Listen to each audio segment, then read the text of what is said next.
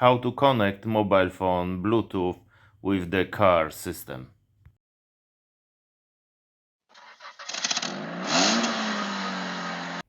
In this video I'll show you how to connect your mobile phone with Hyundai Tucson.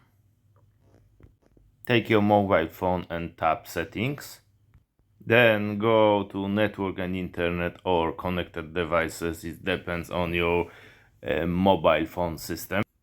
At your car, press Connect button. Then Bluetooth. Pair devices.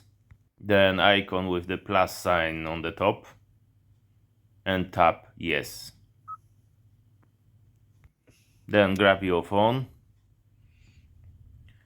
Tap Pair new device. And wait a couple of seconds. And you should have available Tucson. And tap.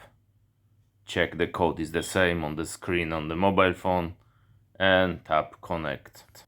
Now your mobile phone is connected with the car system, so you should be able to make and pick up calls and also listening music using car audio system.